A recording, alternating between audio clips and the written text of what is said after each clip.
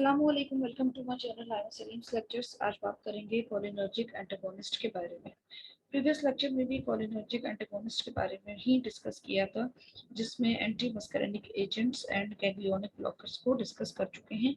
इन lectures के link description में available है, आप वहां से उसे सुन सकते हैं। चैनल को सब्सक्राइब जरूर करिएगा। कोई कंफ्यूजन हो तो आप कमेंट कर सकते हैं, क्वेश्चन कर सकते हैं कमेंट में। इस लेक्चर में जो हम डिस्कस करेंगे, न्यूरोमस्कुलर ब्लॉकर्स के बारे में बात करेंगे। न्यूरोमस्कुलर ब्लॉकर्स को मस्कुलर ब्लॉकिंग ड्रग्स या ब्लॉकर्स भी कह सकते हैं। कोलिनर्जिक एंटागोनिस्ट को थोड़ा सा रिकॉल करवा दूं। कोलिनर्जिक एंटागोनिस्ट क्या होते हैं? सपोज करिएगा ये आपके पास रिसेप्टर हैं, दीज आर कोलिनर्जिक रिसेप्टर्स, और इन रिसेप्टर से कौन बाइंड करेगा? इन रिसेप्टर से बाइंड करेंगे कोलिनर्जिक एगोनिस्ट। कोलिनर्जिक एगोनिस्ट आएंगे और आकर के इन रिसेप्टर से बाइंड करेंगे और बायोलॉजिकल इफेक्ट प्रोड्यूस करेंगे। अब होता क्या है? होता ये है कि ये होते हैं antagonist. Antagonist opposite effect produce करते हैं एगोनिस्ट को लेकर। मींस यहाँ पे भी आपने डिस्कस किया कि ये एगोनिस्ट आके इस कोलिनर्जिक रिसेप्टर से बाइंड करता है, बायोलॉजिकल इफेक्ट प्रोड्यूस करता है, बट होगा ये एंटागोनिस्ट आएगा और खुद आके इस रिसेप्टर से बाइंड कर लेगा, उस एगोनिस्ट को बाइंड करने नहीं देगा, और बायोलॉजिकल इफेक्ट जो उसे प्रोड्यूस करना होता है वो प्रोड्यूस नहीं होगा। दैट्स व्हाई हम कहते हैं इनको कोलिनर्जिक एंटागोनिस्ट, और we can say them cholinergic blockers, anti cholinergic drugs भी हम इन्हें कहते हैं। अब हम जो डिस्कस कर रहे हैं वो न्यूरोमस्कुलर ब्लॉकर्स है। ये भी वही कोलिनर्जिक एंटागोनिस्ट है जो कि एगोनिस्ट को बाइंड नहीं करने देंगे, और इनको हमने फर्दर डिवाइड कर दिया into two category. Number 1 non depolarizing agents, number 2 depolarising agents. दोनों का काम क्या होता है? दोनों को हम कहाँ पे यूज करते हैं? थेराप्यूटिकली या क्लिनिकली जो इनका यूज होता है वो सर्जरी में इस्तेमाल होता है इनका। हमें जब सर्जरी करनी होती है पेशेंट की तो हम उन्हें ये आईवी इंजेक्ट करते हैं, जिसकी वजह से मस्कुलर रिलैक्सेशन करवाई जा रही होती है। फिर इसके अलावा intubation of trachea, ventilation and orthopaedic surgery में भी हम इसको इस्तेमाल कर रहे होते हैं। सवाल ये इन्होंने करना क्या है? ये जो नॉन डीपोलराइजिंग एजेंट हैं और डीपोलराइजिंग एजेंट्स हैं, करते क्या हैं? अभी बताया कि मस्कुलर रिलैक्सेशन करवाते हैं। एनेस्थीसिया में हम इन्हें इस्तेमाल कर रहे होते हैं। किस तरीके से ये मस्कुलर रिलैक्सेशन करवाते हैं? देखिए, मस्कुलर रिलैक्सेशन को समझने के लिए फर्स्ट आपको पता होना चाहिए मस्कुलर कॉन्ट्रैक्शन क्या होती है। अगर आपने मस्कुलर कॉन्ट्रैक्शन के लेक्चर को सुना हुआ है और मस्कुलर एनाटॉमी आपको आती है तो इस लेक्चर को समझने में आपको कोई डिफिकल्टी नहीं होगी। मेरी कोशिश होगी कि मैं इसको इजी करके समझाऊं और कॉन्सेप्ट कोशिश करके इस लेक्चर में आपको मस्कुलर कॉन्ट्रैक्शन का भी दूं, ताकि आपको मस्कुलर रिलैक्सेशन किस तरीके से करवाई गई है और किस तरीके से नॉन डीपोलराइजिंग एजेंट ने ब्लॉक किया है इस एक्टिविटी को, आपको वो आसानी से समझ में आ जाए। यहाँ पे सपोज करिएगा कि मैं ये एक नर्व एंडिंग बना रही हूँ।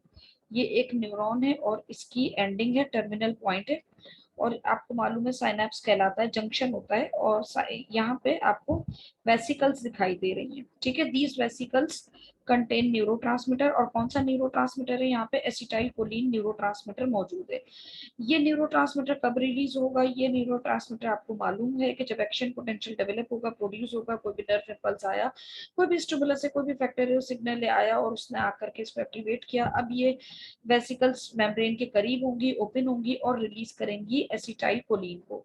एसिटाइल कोलिन जो है वो बाइंड करता है कोलिनर्जिक रिसेप्टर्स के साथ। इसकी फैमिली को आपने पढ़ा था, मस्करेनिक एंड निकोटिनिक। यहाँ पे जो बात करेंगे हम निकोटिनिक की बात करेंगे। तो ये एसिटाइल कोलिन यहाँ निकोटिनिक रिसेप्टर के साथ बाइंड करेगा और अपना बायोलॉजिकल इफेक्ट प्रोड्यूस करेगा। ये सब हो कहाँ पे रहा है? ये सब हो रहा है न्यूरोमस्कुलर साइड पे। अब ये न्यूरोमस्कुलर का मतलब क्या होता है, यहाँ देखिएगा उसको समझने के लिए। सपोज करें ये आपके पास न्यूरॉन है एक, और कौन सा न्यूरॉन है? मोटर न्यूरॉन है। ये इसकी सेल बॉडी है और ये इसकी लॉन्ग एक्सटेंशन जिसे हम कहते हैं एक्सॉन, और ये इसका टर्मिनल एरिया है। ठीक है, नर्व, इस नर्व की एंडिंग है, इस न्यूरॉन की एंडिंग है। ये कहाँ पे एंड होता है? ये मैंने डायग्राम बनाई है स्केलेटल मसल्स की, क्योंकि ये मसल्स है तभी हम इसे कह रहे हैं न्यूरोमस्कुलर जंक्शन। ठीक है, अब यहाँ पे ये जो एरिया है ना जिसको मैंने सर्कल किया है, एक्चुअली यहाँ इस न्यूरॉन से मैसेज आया और इंफॉर्मेशन आई है, और यहाँ स्केलेटल मसल्स के पास आई है कि कॉन्ट्रैक्ट होना है या रिलैक्स होना है। जो भी इंफॉर्मेशन आई है उसके अकॉर्डिंग वो काम करेगा। तो यही चीज यहाँ पे जूम करके बनाई गई है। ठीक है, कि ये नर्व एंडिंग है और ये एसिटाइलकोलिन रिलीज हो गए। अब ये कहाँ पे रिलीज हुए, जैसे कि यहाँ मैंने बताया कि ये स्केलेटल मसल्स है, तो ये रही उसकी मेम्ब्रेन, ठीक है।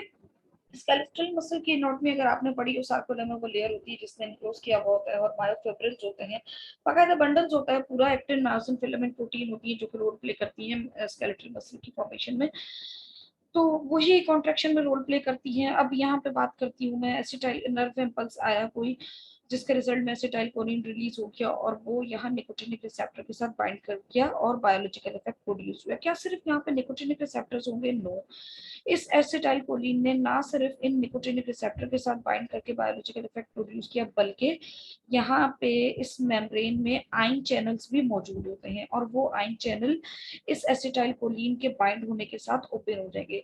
एसिटाइलकोलिन जब निकोटिनिक रिसेप्टर के साथ बाइंड होगा तो आयन चैनल भी ओपन हो जाएंगे। अब इस आयन चैनल के ओपन होने से क्या हुआ? इस आयन चैनल के ओपन होने से ये हुआ कि डीपोलराइजिंग इफेक्ट होगा। मतलब ये हुआ कि यहाँ पे जो सोडियम आयन थे, अब चैनल के ओपन होने से वो इन हो जाएंगे। जैसे सोडियम इन हो गए तो हमने कह दिया कि डीपोलराइजिंग इफेक्ट हो गया, डीपोलराइजेशन हो गई। अब इससे क्या हुआ? इससे ये हुआ कि ये पूरी मेम्ब्रेन जो है स्टिमुलेट हो जाएगी, एक्टिवेट हो जाएगी, और यहाँ पे एक थ्रेड लाइक स्ट्रक्चर होगा जो कि लिंक करता है, जो कि प्रोटीन से मिलकर बना होता है, जिसको हम टी ट्यूब्यूलिन कहते हैं। ये क्या करता है? सोडियम के इन होने से और यहाँ पे एक्शन पोटेंशियल के आने से ये सिस्टम एक्टिवेट हो जाएगा, ये प्रोटीन ट्यूबुलिन प्रोटीन एक्टिवेट हो जाएगी और ये ट्रिगर करेगी एक और इफेक्ट। और ये सोडियम का इन होना, ये सब क्या करेंगे? ये एक और एक्शन पोटेंशियल को ट्रिगर करेंगे, स्टिमुलेट करेंगे, और वो कौन सा होगा? वो मस्क्यूलर एक्शन पोटेंशियल कहलाता है। जिसमें क्या होगा? आपको मालूम है कि जो मसल्स होते हैं इनसाइड दिस माइटोकॉन्ड्रिया प्रेजेंट होता है, और माइटोकॉन्ड्रिया क्या करता है? कैल्शियम को रिलीज करता है। कैल्शियम क्यों रिलीज हुआ? कैल्शियम रिलीज इसलिए हुआ है क्योंकि जो मस्कुलर कॉन्ट्रेक्शन होती है उसके लिए कैल्शियम रिस्पॉन्सिबल होता है। अगर आपको सार्कोमेयर याद हो, सार्कोमेयर स्मॉल यूनिट होता है जहाँ पे आपको ए बैंड और आई बैंड दिखाई दे रहे होते हैं, जो कि lighter and darker in colour होते हैं। ये क्या करते हैं? एक दूसरे के ऊपर ओवरलैप होते हैं, और इनकी ओवरलैपिंग से ही मसल्स कॉन्ट्रैक्ट होता है। तो क्या हुआ? ये हुआ कि एक्शन पोटेंशियल डेवलप हुआ, एसिटाइलकोलिन रिलीज हुआ, निकोटिनिक रिसेप्टर से बाइंड हुआ, इसके साथ ही आयन चैनल ओपन हो गए, सोडियम इन हुआ, उसने दूसरे मैकेनिज्म को एक्टिवेट कर दिया, और कैल्शियम रिलीज हुआ। कैल्शियम के रिलीज होने से मस्कुलर कॉन्ट्रैक्शन हो गई और मूवमेंट शुरू हो गई। अब हमने क्या करना है? इसी मसल्स को, इसकी कॉन्ट्रैक्शन को होने नहीं देना है, इसको इनहिबिट करना है। इसकी इनहिबिशन के लिए हम क्या करेंगे? हमने इनहिबिट नहीं करना तो क्या करवाना है? मस्कुलर रिलैक्सेशन करवानी है। एंड रिलैक्सेशन के लिए हम क्या यूज करते हैं? रिलैक्सेशन के लिए हम न्यूरोमस्कुलर ब्लॉकर यूज करते हैं, उन जिनको हमने दो कैटेगरी में डिवाइड कर दिया, दो एजेंट्स है, नॉन डिपोलराइजिंग और डीपोलराइजिंग। तो पहले डीपोलराइजिंग नॉन डीपोलराइजिंग एजेंट की बात हो रही है। अब ये किस तरीके से इस कॉन्ट्रैक्शन को ब्लॉक करवाएगा? देखिए, कॉलिनर्जिक एंटागोनिस्ट ही यहाँ पे इस्तेमाल होगा, और वो नॉन डीपोलराइजिंग एजेंट के तौर पे एक्ट करता है। क्या होगा? होगा ये कि यहाँ पे एक एंटागोनिस्ट आएगा जो कि बिल्कुल लुक लाइक है एसिटाइलकोलिन की तरह, बट वो एसिटाइलकोलिन है नहीं, और वो यहाँ आके ये जो निकोटिनिक रिसेप्टर हैं इन रिसेप्टर से बाइंड हो जाएगा। ये कॉम्पिटिटिव होता है, मतलब वही के look like acetylcholine but it is not that agonist, this is antagonist.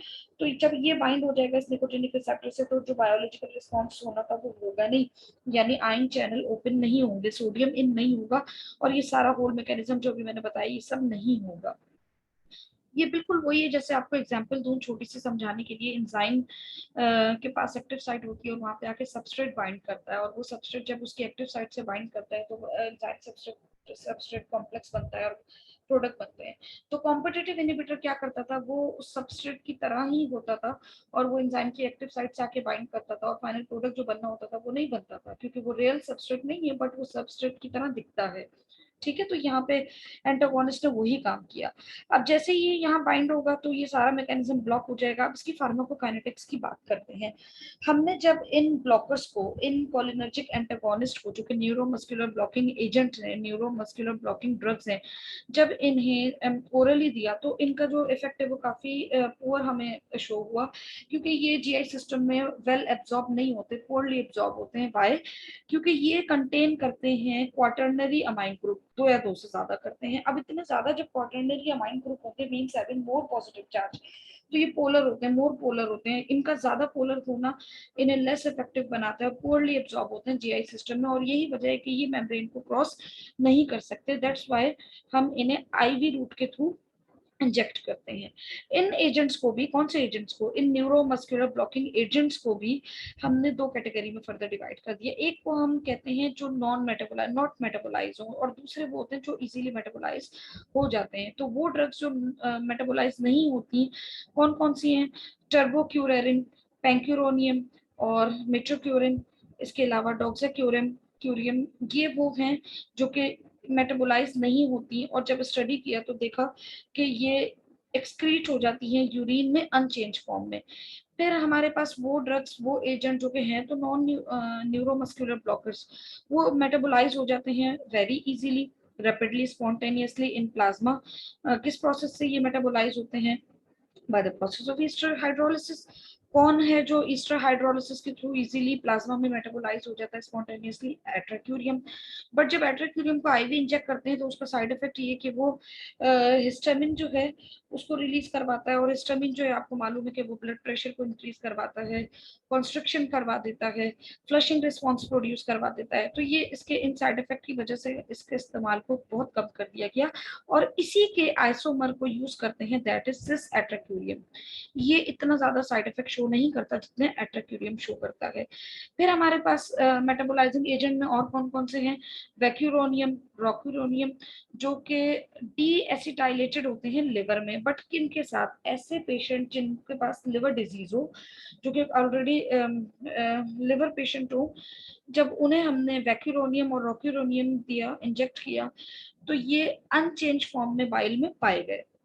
अब बात करते हैं onset and duration of action की। Onset and duration of action का मतलब क्या है? देखिए, जब हम, क्योंकि मैंने अभी बताया कि हम इसे सर्जरी के लिए यूज कर रहे हैं ना, मस्कुलर रिलैक्सेशन के लिए हम इनको यूज कर रहे हैं, और जैसे ही हम इनको इंजेक्ट करते हैं, होता ये है कि कब एनेस्थीसिया में यूज कर रहे हैं ना, तो कब वो पेशेंट इंजेक्शन लेते ही यूं समझ लें कि उसके मसल्स पैरालाइज हो जाएंगे, रिलैक्स हो जाएंगे, इन शॉर्ट कि वो बेहोश हो जाएगा, ठीक है। और कब उसकी रिकवरी होगी, मतलब कब तक इस इन एजेंट का असर रहेगा उसकी बॉडी में, ड्यूरेशन कब तक वापस रिकवरी होगी, तो ये हम इसे कहते हैं onset and duration of action. Onset क्या है? रॉक्यूरोनियम जो है विद इन अ मिनट अपना इफेक्ट प्रोड्यूस कर देता है, यानी 1 मिनट में ही ये अपना इफेक्ट प्रोड्यूस कर देगा, और वो बंदा जो है उसकी जो मस्कुलर रिलैक्सेशन जो है वो हमें मिल जाएगा, एक विद इन अ मिनट हमें रिजल्ट मिल जाएगा, पैरालाइज हो जाएंगे।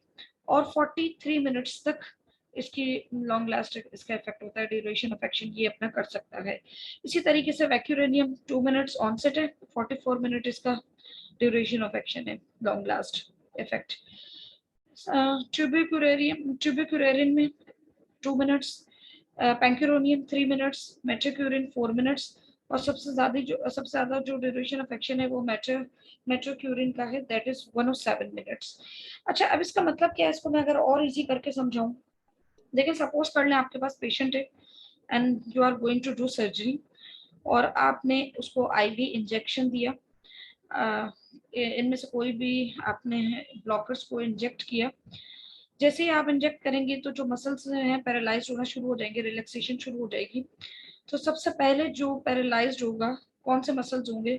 वो मसल्स होंगे जो रैपिडली, जिनमें कॉन्ट्रेक्शन होती है, जो वेरी रैपिडली कॉन्ट्रेक्शन शो करते हैं, दैट इज फेस। तो सबसे पहले इंजेक्ट करते ही क्या होगा? फेस पैरालाइज होगा, एंड देन आईज होंगी, फिर उसके बाद फिंगर्स होंगी, एंड देन लिम्ब, फिर neck, trunk, and in last diaphragm. और जो रिकवरी होगी, मतलब हम जो कहते हैं आम आम लफ्जों में, इन सिंपल वर्डिंग, होश आना शुरू हो गया, या वापस रिकवरी हुई है, या वापस कॉन्ट्रेक्शन स्टार्ट हो गई है, रिलैक्सेशन जो हुई थी बस अब वो खत्म हो गया है, ये जो एजेंट हमने दिया था इसका इफेक्ट अब खत्म हो रहा है। तो सबसे पहले जो रिकवर होगा वो कौन से मसल्स रिकवर होंगे? सेम वही उल्टे पैटर्न से होंगे, पहले diaphragm, and then trunk muscles, फिर उसके बाद neck, limb, fingers, eyes, and then in last face. कोई कंफ्यूजन हो लेक्चर में तो आप कमेंट कर सकते हैं, चैनल को सब्सक्राइब जरूर करिएगा। Thank you so much for listening me.